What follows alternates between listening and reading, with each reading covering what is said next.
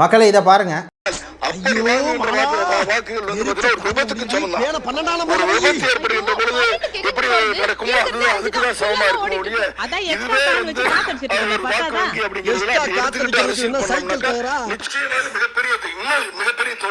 நாம் தமிழர் கட்சிக்கு 24 ஓட்டு வந்தது விபத்துன்னு சொல்லி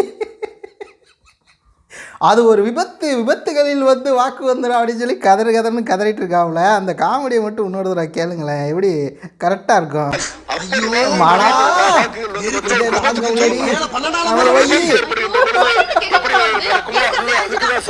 ஐயோ 12க்கு எங்க போறது, ஐயோ அது விபத்து, ஐயோ அது கட்சி ஐயோ உதிரி கட்சி, ஐயோ அதான் எக்ஸ்ட்ரா ஃபேன் வச்சு காத்து அடிச்சிட்டு இருக்கேன் பார்த்தா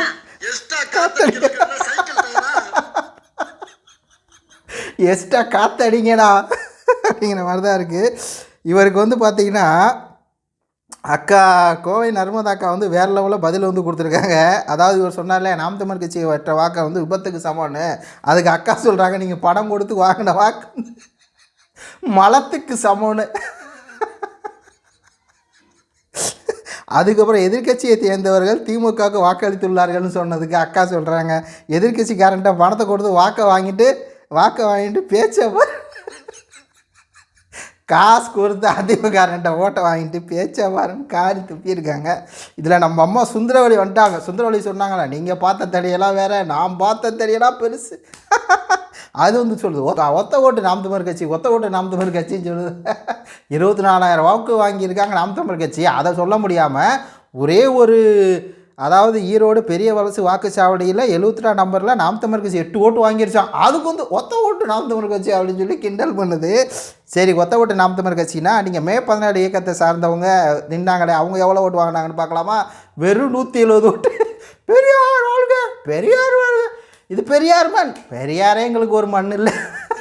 170 ஓட்டு வாங்கிட்டு மொத்தமாக 24,000 வாங்கின ஒரு பெரிய கட்சியில் நீனா பேசலாமா சுந்தரவல்லி? ஒத்த ஓட்டு பெரியார்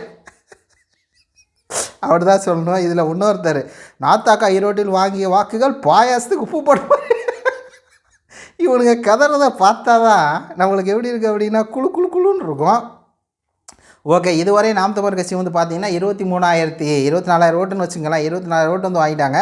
இதில் மொத்தம் 14 சுற்றில் இப்போ எவ்வளோ, ஒரு சுற்றுலையும் பார்த்தீங்கன்னா முதல் சுற்றில் 1081, ரெண்டாவது சுற்றில் 1247, மூணாவது சுற்றில் 1700, நாலாவது சுற்றில் 1984, அஞ்சாவது சுற்றில் 1654, எல்லா சுற்றுலையும் பார்த்தீங்கன்னா 1300க்கு மேலே தான், 1000க்கு மேலே தான். அதை பார்த்துட்டு தான் பயப்படுறாங்க.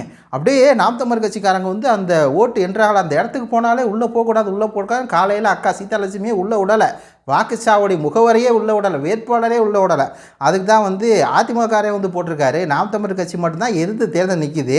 இத்தனை பணம் கொடுத்து இத்தனை சுயேட்சை வேட்பாளர் போட்டதுக்கு அப்புறமும் வாக்கு எண்ணும் மையத்தில் நாத்தாக்கா முகவரை ஓட்டு மிஷினை பார்க்க விடாமல் சூழ்ந்து நின்று அட்டூழியம் பண்ணுறீங்க. அட்டூழியக்காரர் திமுகன்னு சொல்லி ஒரு அதிமுகரை காரி துப்புறாரு. அதான் சித்தெத்து போட்டு வெக்கவால இவ்வளோ தூரம் பண்ணி காசு கொடுத்து ஓட்டை வாங்கி பண்ணிவிட்டு வெக்கமான சுடுசோரணம் இல்லாமல் அந்த ஓட்டை கூட பார்க்க விட மாட்டேங்கல, சிரிச்சு தொண்டே வலிக்குது அப்படிங்கிறாரு. அதான் நெல்லை சிதம்பரம் போட்டிருக்காரு. வாக்குக்கு காசு இல்லை, ஊடக பலம் இல்லை, பெரும் பணம் படைத்தவர்கள் தயவில்லை, சாதி ரீதியான ஓட்டுகள் கேட்கவில்லை, எங்களின் பலம் எங்கண்ணன் செந்தமிழன் சீமான் மட்டுமே, தலை நிமிர்ந்து சொல்வோம் நாம் தமிழராய். பின் குறிப்பு, ஒரு ஒத்த சீட்டு 2 சீட்டுக்கு தூரம் போயிடுற. நாம் தமிழர் கட்சிக்கார மட்டும் தான் கெத்த காலரை தூக்கி விட்டு மீசையை இருக்கிறவெல்லாம் முறுக்கி விட்டுட்டு நாம் தமிழர் கட்சிடா, காசுக்கு பணம் கொடுக்காம ஊடக பலம் இல்லாமல் பெரும் பணம் இந்த தயம் இல்லாமல் சாதிரியாக ஓட்டு கேட்காம சீமானு தனி மனுஷன்ட்டான். அவரை முன்னிறுத்தி இவ்வளோ ஓட்டு வாங்கியிருக்கோன்னு சொல்லலாம். சொல்லாமல உங்கள் கருத்துக்களை சொல்லுங்கள். நன்றி, வணக்கம்.